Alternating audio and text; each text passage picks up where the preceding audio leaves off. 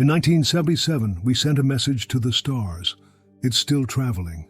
But what if someone finally answered? Launched over 45 years ago, Voyager 1 and Voyager 2 were the crown jewels of human curiosity. They were never just spacecraft. They were time capsules. Each carried a golden record, etched with greetings in 55 languages, photos of human life, our location in the cosmos, and a selection of music, from Beethoven to Chuck Berry. The idea? If intelligent life ever found it, they'd know we were here. And how to find us. Voyager 1 is now more than 24 billion kilometers from Earth, beyond the heliopause, in interstellar space, and it's still transmitting. But what if, within the next 5 years, something transmits back? What if someone finds it, and not only understands the golden record, but chooses to respond? Welcome to Parallel, a mix of storytelling and thought-provoking what-if scenarios, combining narrative fiction and analysis that includes real-world science, philosophy, and potential real-world implications. Don't forget to subscribe, like, and comment so that you do not miss out on the next episode. Because, one reality, Sasti Boom, is never enough. At first I thought it was noise. Another glitch in the feed. We've had plenty. I almost dismissed it until the waveform repeated. It wasn't random, it was a pattern. Structured, deliberate. The signal came from a point just outside where Voyager 1 should be. Not from the probe, but from near it. And then it began. The message. The opening notes of Melancholy Blues by Louis Armstrong, followed by the recorded greetings from the Golden Record, in reverse. Someone, something, was playing it back to us. Not all of it.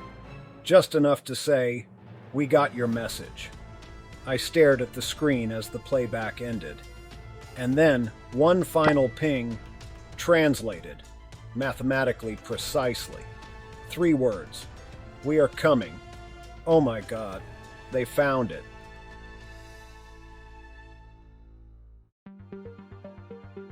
The science. Can Voyager still speak? Voyager 1 still functions, but barely. It uses a 3.7-meter high-gain antenna to transmit data back to Earth using a 20-watt radio signal, about the power of a fridge bulb.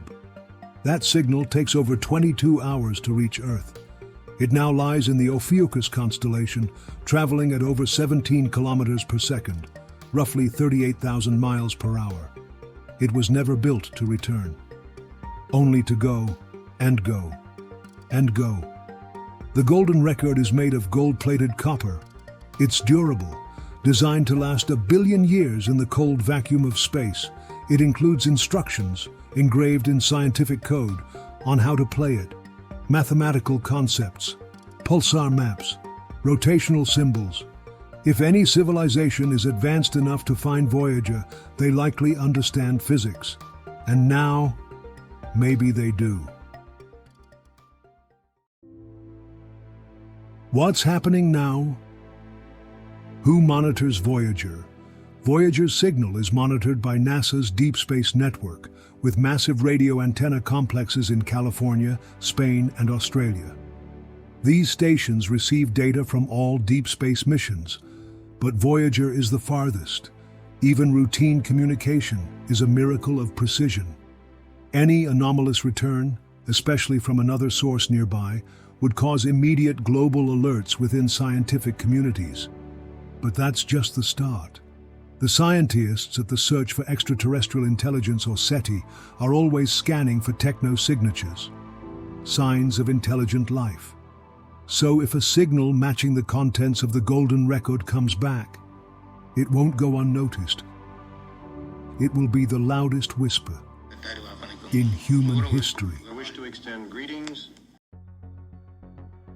How might aliens react? Imagine an alien species, perhaps millions of years more advanced than us, comes across Voyager. Would they see it as a scientific discovery, an interstellar curiosity, like an ancient relic drifting through space? Would they recognize it as a deliberate message from another civilization? Or would they misinterpret its purpose entirely? One possibility: they understand it immediately. The symbols, the patterns, perhaps they recognize math and physics, universal constants shared across intelligent life. Maybe they even decode the images and audio. But what if they don't? What if they see the golden record as something else entirely?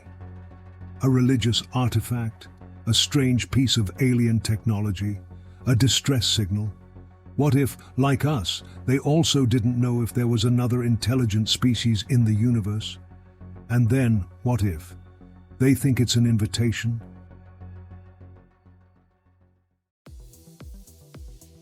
Could aliens decode the golden record? Here's where things get tricky. The golden record assumes that alien intelligence will recognize certain universal patterns, like hydrogen's spectral signature or prime numbers. But even if they recognize these as a sign of intelligence, what happens next? Think about the Rosetta Stone. It took humans centuries to decode ancient languages, and that was with multiple translations. Now imagine an alien race trying to decipher a human record with no reference point, no shared history, no cultural overlap. They might recognize some things, mathematics, basic physics, but human culture, our emotions, our intent, that's where things get uncertain. And here's an even stranger thought. What if they do understand it, but completely differently than we intended? Who would benefit if aliens found it? It depends on what they want. If they're peaceful, science would leap ahead by centuries. Religion and philosophy would find new footing. Humanity might unify in awe. If they're not, governments will panic, militaries will mobilize, secrecy will dominate the response. And what about corporations? Tech giants, space industries, and even private investors would weaponize the discovery, turning contact into commodity. Some would sell hope, others fear. But one group might benefit most: the Watchers, those who always believed we weren't alone, now proven right.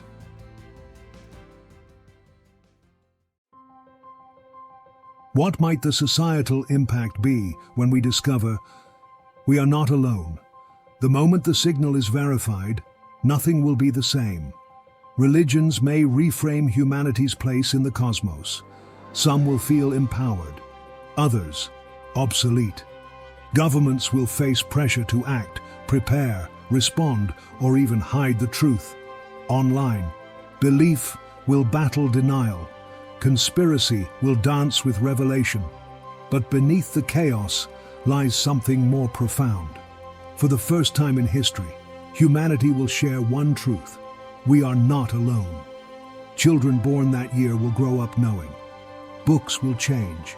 Art will transform. Our myths redrawn. Even if it takes them 10,000 years to arrive, this moment will ripple across all time. Voyager 1 is over 24 billion kilometers away.